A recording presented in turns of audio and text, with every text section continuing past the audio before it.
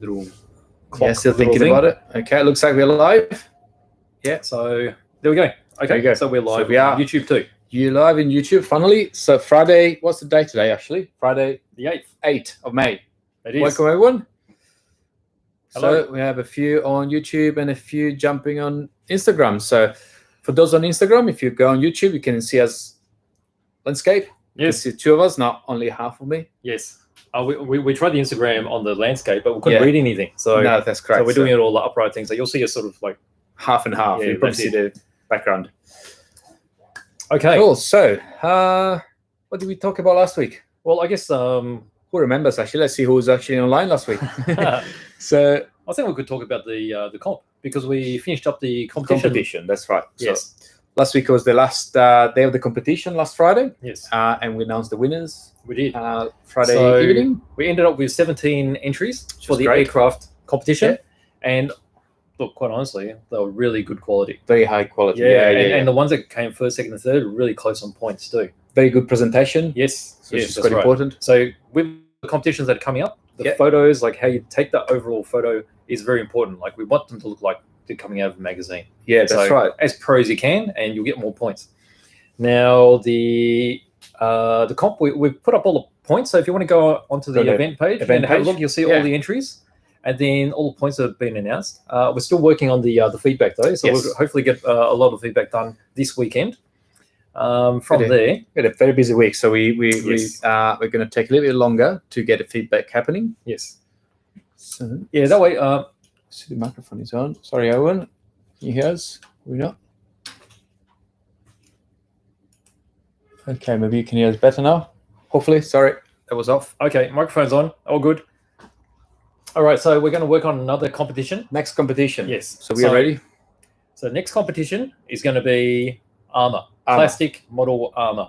Any scale. Any scale, any type. That's right. So it can be science fiction, can be real. Obviously, there's going to be a lot more real stuff. Yeah.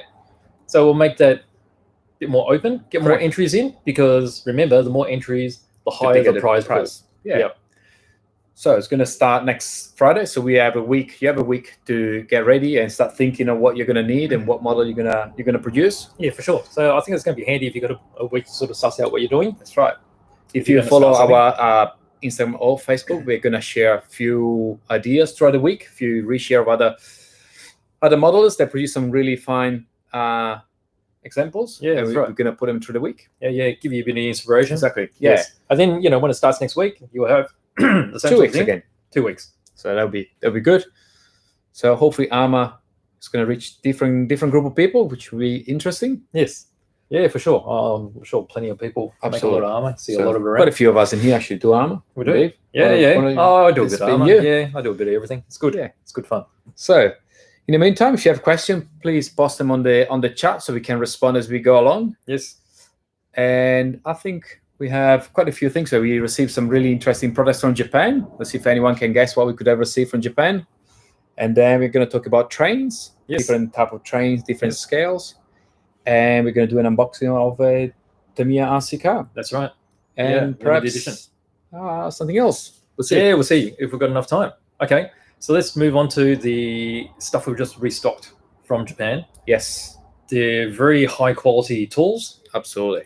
Does anyone know what the high quality tools from Japan are? Let's see. Probably not. No. Nothing happening over there. No, let's see. No? Okay, all right. Cool. All right, let's do the... Oh, it's going to enter on Instagram first. Here we go. So, huge restocking of this. Okay, so these are made by GodHand in Japan. Okay, so if you don't know what GodHand's famous for, they're famous for these super sharp, single-sided side cutters. Or better called nippers. Yes, they're better known as nippers in some countries. Now, these are super high quality. I mean, they're made of a very special tool steel. Okay. And they've been super polished. So these are single-sided cutters, meaning only one side is sharpened. And these ones are like a scalpel. So when you're cutting items, so it's the cleanest cut you can get out of a side cutter. Okay, so that's what they're most famous for. So this is the SPN 120.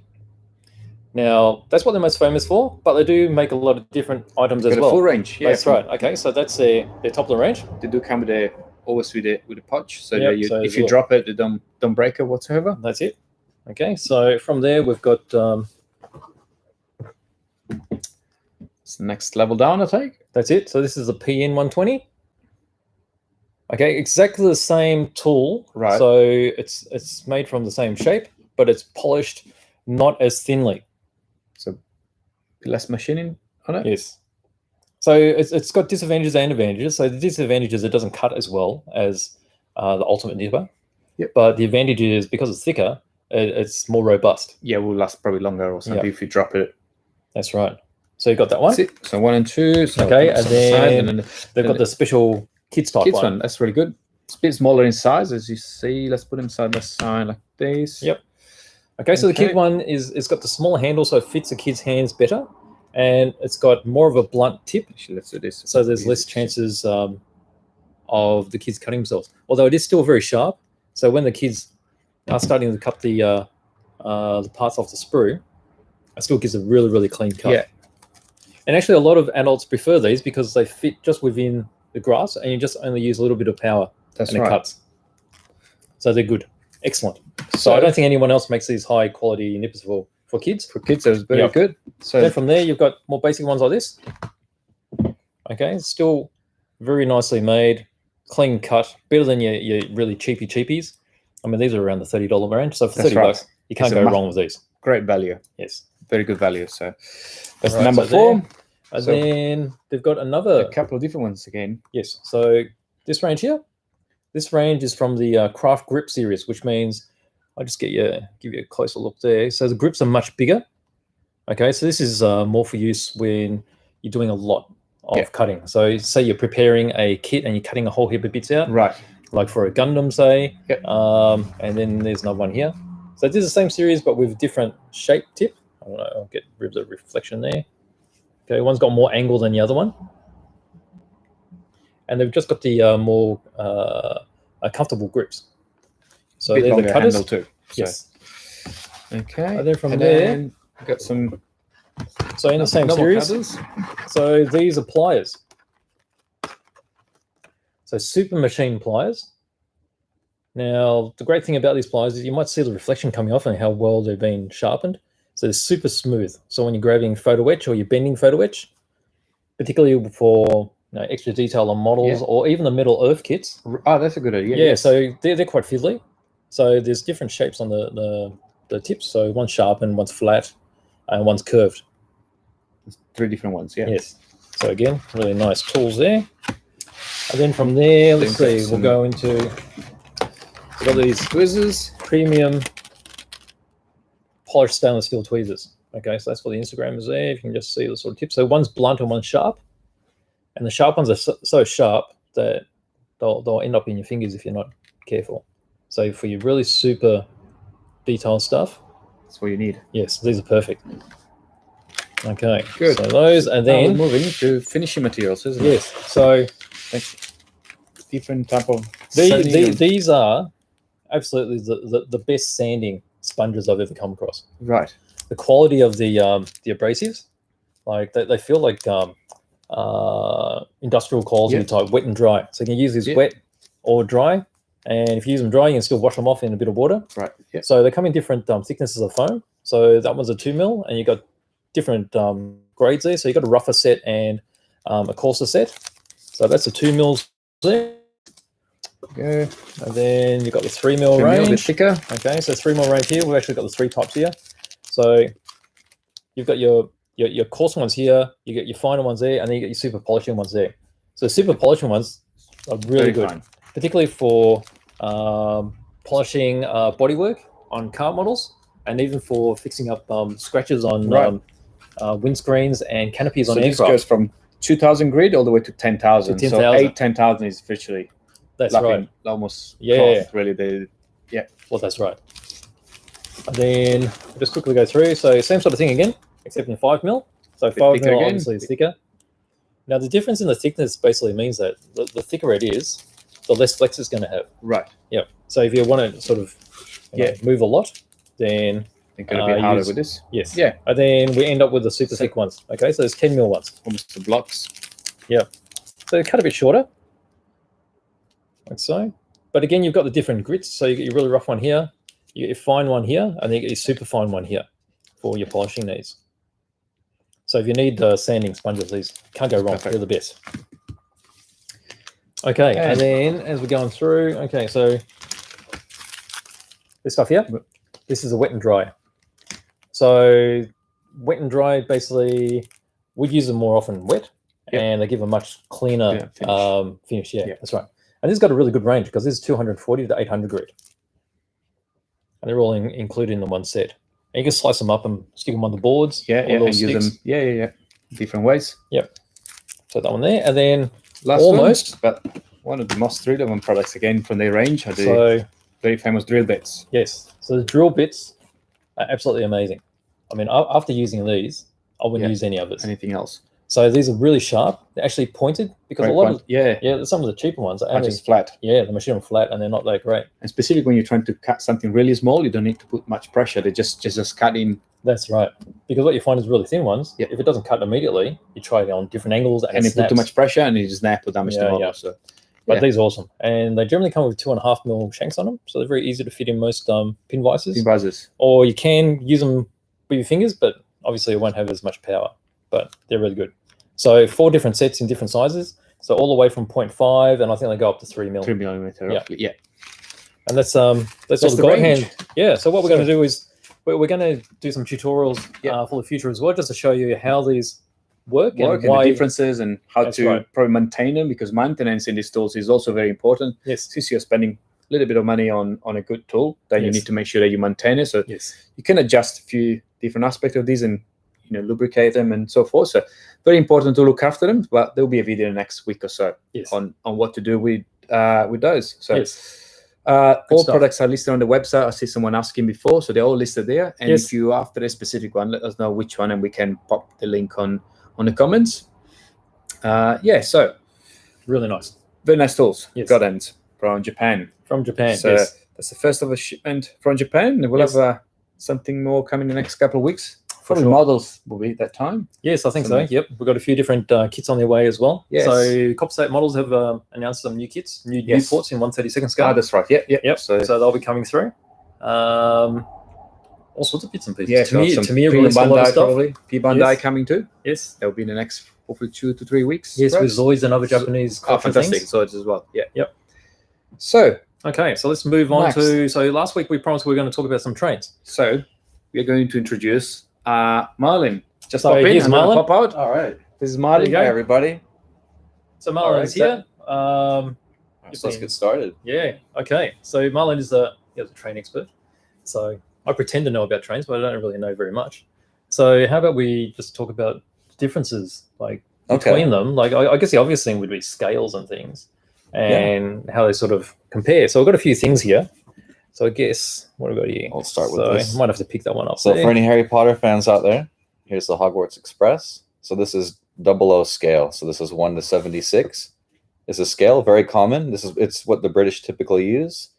It's the same track gauge as HO, which is what the rest of the world, Europe, the USA, Australia generally uses. And that's 1 to 87 scale. But they both use the same width track. So just to give you an idea, that's HO scale track. That fits in there. That's probably the most common scale in the world, actually. It would be, wouldn't it? It's a good compromise between size and detail. Yes. I think most people would agree with that. So just to give you an idea, so there's N scale. So N scale is 1 to 1. It's 1 to 160 or 1 to 148, depending on the region you're modeling. But they all use the same track, which is, I'll just put this down really quickly. Grab an N scale locomotive. Yep. So I've got an Australian V-Line B-Class, little streamlined unit from the 50s. Yes. So you can see, I'll probably grab the Hogwarts Express again. Yep. Well, vast difference in size. This is roughly about half the size. So it's N scale because it's 9 millimeters between the rails, which is where it gets the name from. Yep. Yeah.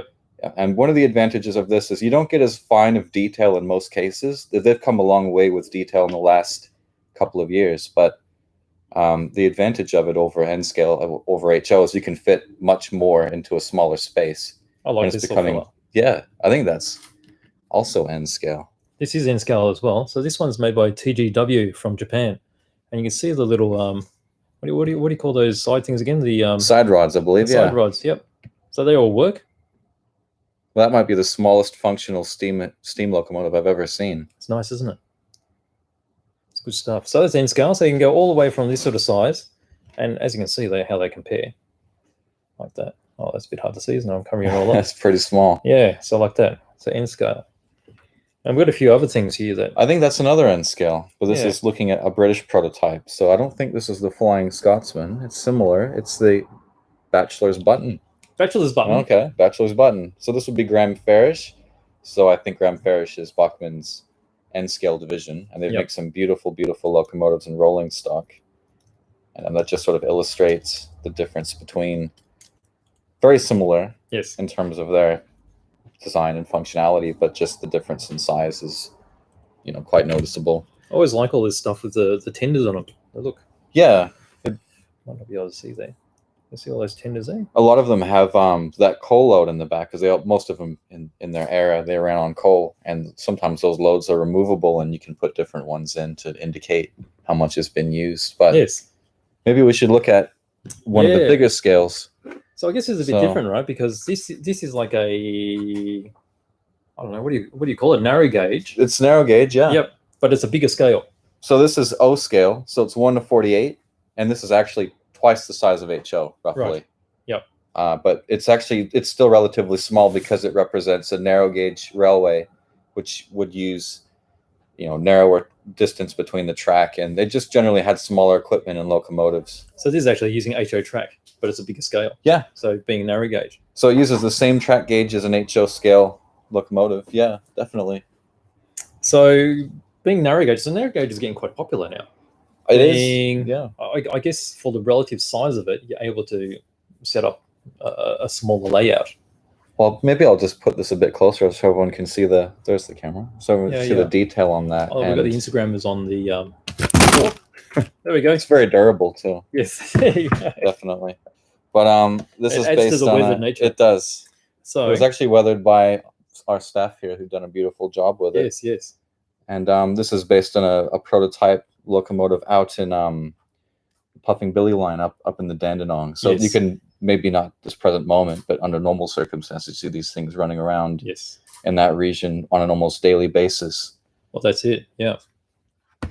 So let's see. What was that? That was O gauge. That is O gauge. Yeah. O gauge. Okay. So we've narrow gauge. We've also got the narrow gauge HO stuff as well. Yes. So I'll give you that one there. So that's a mini trains. So that's actually HO scale. Yeah. But it runs on the little N scale track.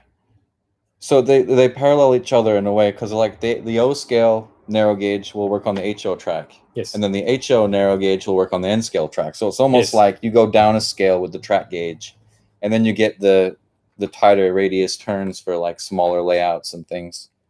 Oh, that's pretty neat. So this is one of the mini trains as well. So it's a military type one. You can see that on so Instagram is over there. And over here you probably see a bit more. So mini trains from Germany. So again, it's HO scale, but it runs on the N scale track. And I'm actually starting to, I've got the idea of making a narrow gauge layout, but I haven't started yet. So I've got a few bits and pieces. So when we get into that, probably later in the year, I'll show that off as well. Yeah, I think to be precise, actually, I'll just grab one of these out. Yep. It's actually called 009. 009. Yeah, yep. 009 is the common term for these, even though it's HO scale, just because it uses the tighter gauge. Yes. Just so that there's a distinction, they call this 009. Yep. And ON 30, I believe, for this 30. one. Yep. That's correct. Yeah. So, I really like them.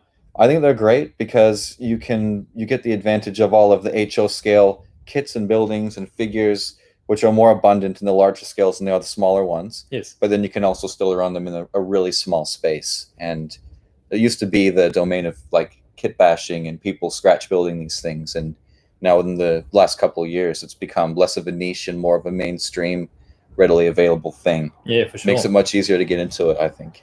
I like the way you can get it really windy, because mine's going to be really windy. It's going to be in a small sort of suitcase type of layout. Yeah. Well, there's a plan anyway. I really like the ones that people have in suitcases and boxes, and they can just take them anywhere. And that's the great part about that, is you can take it around and share it with people. It's not permanently, stuck in an environment where it's hard to expose that to other people. Yeah, for sure. Yeah, so there we go there. So have we got any questions regarding the trains and things? Well, we've got Marlin here. So we've got the Instagram ones coming up. Oh, there. yeah, I see that. And we've got the YouTube ones going up there, if there's anything there. Oh, great. Okay, so let's just pack this away. Yeah, sure. We'll pop this over here. So I guess what shall we talk about now? So that gives you an idea of trains. And if anyone's got any more questions, just pop them up like right now, or later on we can address it in next week's live. So I guess, what do you got there, Nick? I don't know. You got something? Oh, yeah, make sure you don't trip yourself over. Right, thank you, Marlin. Here we go. Oh, I just found this one as I was waiting out there. Which car is this? As I say, probably here. Let's cover that. Let's see if someone can guess this one. It's a special version of a particular Ferrari, obviously. Let's see. Someone can guess it. Any takers? Not yet. Not yet. Let's give it a few minutes. Harris. Can you get in the Harris trains? Harris trains. I'm not sure of that. Do you know the Harris trains? No. No? Harris Oh, trains. we'll check that one Garrett, out. let us know a bit more. Yeah, yeah. I'll have to look into that. Yep. So let's start. So this is a very limited edition model. Yes. Made by an Italian company called BBR. Yes. We presented a few models before from the same We have company. indeed. Yes. And these are resin cast. And someone has guessed an F50, very close, but not Yeah, not quite the F50. 10 points up. Yeah, 10 points up there. Yeah, you're a bit modern for that one. Yep. So this is 108 up to 200, 199. So very limited edition worldwide. Is a resin model. Yes. Which means that they can obtain much crisper level of detail, as we discussed before. Yes. Before we reveal the name, you can see all the interior details there, engine details. Yeah, it looks like Tony had it there. So indeed, is an F40.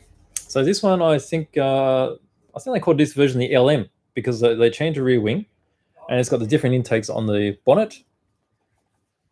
Here we go. Special Le Mans racing type. I think the side mirrors are probably a bit different as well. There we go. So that's one of the very nice, fine models from BBR. It's probably hard to see on the camera, but the interiors are really well detailed. You have seat belts. It's obviously only one seat in this case, because it was a race version. The great thing about these two is, I mean, the detail. The real cars had a plexiglass rear engine cover. Yeah, and they're quite thick, and they distorted the view. And when you look through this one, it's actually the it's case. the same sort of thing. It's different to the side glass and the front glass, because it's really clear. But the rear one is actually, it looks thick, and it's not totally even. So it really looks like that pressed plexiglass. That's it. So here we go. I think we've been presenting one of these every couple of weeks, so we'll carry on with that. So this is a very nice model. So F40 by BBR, 1/18 scale, actually. That's important too. So really 1/18 scale is probably one of the most common scale on the largest scales, actually. Yes. We have it's a good size to see all the detail. That's right. We have a 112. We should bring that one out in the next we couple will. of weeks. Yes, yes. It's a big 112 scale Yes. Ferrari 488, I think it is, Yes, by yes. memory. Be nice to show that one. Cool. So Okay. moving from a Ferrari To another to another Ferrari? Ferrari. All right. Okay, let's look at this. Here's another Ferrari. There you go. All right. So this is the 312 T3 from Tamiya. That was a limited release recently. Yes. And with their releases, they only last one production run. Yep. And then that's it. This one has some extra parts in there too. It is. So let's Body do shell is very special in this do an case. unboxing. All right. Let's quickly do it. Yeah. We'll leave this over there. Okay. So, well, let's start from the best part. The body. The body is the special It limited is, edition. because you know how you normally get one body here, which is polycarbonate. But here you get two. You get the Oh, here's plastic another one as one. well, ready. Okay, so the Red. plastic one's got a bit more detail in it. It's got sharper edges. So you can have one, which is a hard body with the detail. It's got the rollover hoop as well. Use that one for your display. And then you get your polycarbonate one, which has got a bit more give to it. And you use that for your racing. That's right. Yeah. So you got both of those. So that's good value. So here are the wheels. very Now good. the wheels are beautiful because that's a matte chrome finish. Yes. So yeah, you probably get there. That's good sort of angle. That's it. So definitely can see the rear wheels being very wide. Do we have those Whoop FPV drones? We not have here at the moment. probably but more we at can the bring them home. out. Yeah. Yeah, we'll bring them out in another episode. So you can see the rear wheels really wide. Yes. It's quite wide, and then you've got the front wheels here. Yep. And they're fully smooth because this one uses foam tires. That's right, yeah. Yep. All right, so you've got a bag of bits. As usual. And these ones as an F1 car.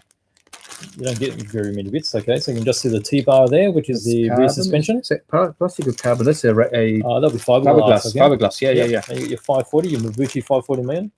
As usual, standard. Yep. So Mabuchi is still being used in Tamiya kits. And you got all your bushings and your screws in here. So here we go. And then all right, so a bit more detail here. So your friend here. Yep. So you get your driver figure. Is it the same guy? Oh, it's probably a different guy, I reckon. It's a different guy again. Yeah, he's still from the 70s. He's got a look about him. You can just see his face there. He's got that 1970s look, whatever that is. So you got that bit there. So, well, as we're talking about wheels, the foam tires, these are the rear ones. So the foam tires either need to be glued, or they will give you double-sided tape to tape them on. The foam tires give you a really nice grip. Yes. So to glue foam tires, yes, you probably want to use a specific glue, isn't it? Yeah, so use contact cement. Yeah. So the contact cement you apply to both sides. Yep. So you apply a thin coat on the wheels, let it dry, thin coat on the inside of the tires, let it dry, and then you brush on acetone. Right. So the acetone acts like it softens it. Right. So it's ready to take the other side, and it also acts like a lubricant. So you can slide it on easily, and then when the acetone evaporates, both sides glue together. That's it. So there is a bit of an art in that. So don't just put super glue or something, because that won't work well at all. That'll be messy. It'll be very, very messy. And here are the front wheels. Front tires, actually. So a bit thinner. There we go. Front and rear. We've got the wing parts here. Oh, nice and chrome. Yeah. So they're there for the plastic bits, because you don't want to really drive around with these ones, because you scratch them up and in no time. Black, yeah. Yep. Okay, chrome bits there. So then the front wing. Yes. So it's the base of the front wing. So this is the sort of bumper area. Yes. Yep. So you're like smacking into gutters. All right, you got your motor mount here and your rear diffuser. So your diffuser there. And just a diffuser shape like that.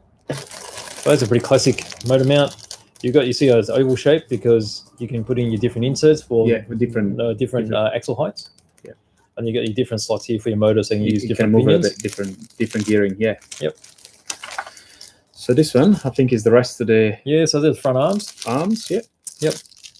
Front arms. You got your main chassis. Here we go. That's again fiberglass. So it's quite nice. Thick. That's really thick, actually. That's feels like 5 mil. 35 mil. Yeah, it's machined. That's why, because they have to machine it in here. So the T-plate thickness. The T-plate fits inside here. That's really solid. Okay, it's got a top plate as well. Okay. All right, and then we've got some more parts here. Oh, battery holders. Yep. Dampers, body mounts. There we go. And we've got a bit of the canopy there. Yes. So it's a canopy for your hard plastic one. Look nice. That's already been tinted. Antenna tube, must have. You got all your stickers. Okay, interesting that it's got the bits of aluminium foil there as well. So that'll be for the what do you call it? The heat deflectors, I guess. Reflectors, yeah. Yep. And the stickers, of course, for the rest of it, the RGIPs and Michelin's and Ferrari stickers. Like so. Fully licensed. Yes. And finally, the usual instructions. Quality Tamiya manual. Can't get better than these. Yeah, you can't go past this. Just opening page randomly. So you got all the parts you need listed on the side. Yep. In one-to-one scale, so you can actually compare to what you have in your hands to make sure they are the correct parts. Yes. Screws, specifically bearings. Well, that's it. Very, very important to not put different screws in. And all the steps all make sense. Very easy to follow. That's right. So that is a limited edition. Limited edition, last year from memory. T3. So that's a 10 scale again. It came out last year, so that's actually a good picture here of the finished model. Yeah, so that's the F104 chassis on the bottom, which has been modified to look more scale to the 1970s machine. Yes. Very good. So That's it. So we have a few people popping by. Flying Buzzard, he's been following us on different channels. So thank you for coming by. I think you are from the States from memory, so it must be pretty late for you. So we're getting a few visitors from all around the world now. Yeah, it looks like there's someone there joining from Italy, from other places there. Yes. Very good. So, okay, so there's the Tamiya kit. That's the Tamiya kit. So the Tamiya kits have been incredibly popular during this time because everyone's been wanting one and thought, well, I need something to do, so let's get one. It's a good time, best time to actually get onto that and having the time to do it properly. Even the body, you can spend some time to finish it off properly. So I think we only have a few left. There is a Monster Beetle Seal Black Edition. Yes. Surprisingly still there. Yes. It's a couple of those left. And then we have the FJ40. Is that correct? Land Cruiser 40. Land Cruiser 40. Yes. Land Cruiser 40. Yes, yeah. The pickup version. The pickup version. So it's got Wild Willie sitting in front of it. Yeah. That'd be very nice. And that's it, really. That's all we got left. That's all we got left, really. Yes. So we're trying to get a bit more in the next couple of, or 3 or 4 weeks, hopefully, off Japan, or otherwise there will be restock coming in June. Cool. Let's see if anyone has any questions. Otherwise, maybe towards the end today. Yeah. So anything, even now, anything quick, we can answer straight away. Straight away. Give us a test. Let's see. Put us on the spot. So we've been around for a bit. So there's not a lot we haven't seen. No, nothing. That's it. So let's go over the competition again. Yes. Because for those that joined late, the competition is going to start again next Friday. And this time it's going to be armor kit, which is effectively tanks and armor cars. Yes. Yes. So anything military style in a vehicle. That's right. Yes. And so you have a week to get ready. And we'll post a few suggestions, a few reposts on Instagram and Facebook throughout the week. So give you some ideas. In the meantime, we have a couple of questions there. Can we get some? Oh, sorry. You're asking for the hot shot there? Hot shots are still being made. Yes. So hot shot and the super shot, and also the lesser brother, the boomerang. The boomerang. So the big wig's also been out. So all the ones in that same family, they have been available. The hot shot and the super shot are generally available year in, year out. Yes. The others are limited edition. Yes. So you just have to see if they come out again this year. Super hot shot and hot shot should come in June, we believe. So we have confirmation that should be arriving in June. So Nathan is asking for Tamiya Minis. Yeah, the MO5, MO6 and so forth. Oh, yes. We do have some stock of those kits here, but not with the race version, not with the one with the body shop. The 3 racing ones. No, we also have the Tamiya MO7, I think. Race version. The new MO7 was there. Yeah. Yes. So we've got a couple of those, but I don't believe Tamiya is going to produce the Mini anymore with the traditional Mini body shell. I don't think they have the license anymore. Oh, probably not. So I think they've been producing some. There's a Mazda. There's a different cars on the Mini chassis. Yep. Now the rough price for a hot shot, well, about the $300 mark, weren't they? Yeah, something around that. Like that. Yeah. Mini Z. Mini Z buggy. When are we going to get those? I think at the Hobbyman we had a Mini Z buggy. I don't know whether it was brushless or brushed. But as for Mini Z, we get a restock every now and then whenever they become available. Yes. They just released the those 4x4. Yes. Yeah, 4x4 that we presented. Like the Jimny and things. Yeah, a couple of weeks back. They've been really popular. So they were really good, and we have some touring car and some rally, some drifty as well. Yep. So. All right, so I think we had a few questions come by pretty quick, didn't we? Absolutely. All right. Fantastic. Okay, everyone. So let's see you again next Friday at 2 p.m. Yes. If you have any question, again, make sure you follow us on Instagram and Facebook. You can put some questions there, and then we can address them so we can get prepared and we can do some more demonstrations. Yes, we're actually on Twitter as well. So if you are on Twitter too, if you prefer that. Yep.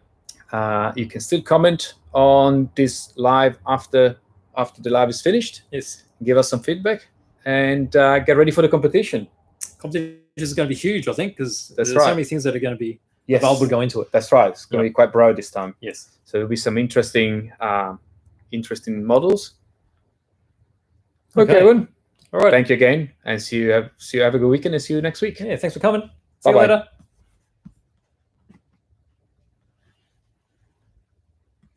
Click in there.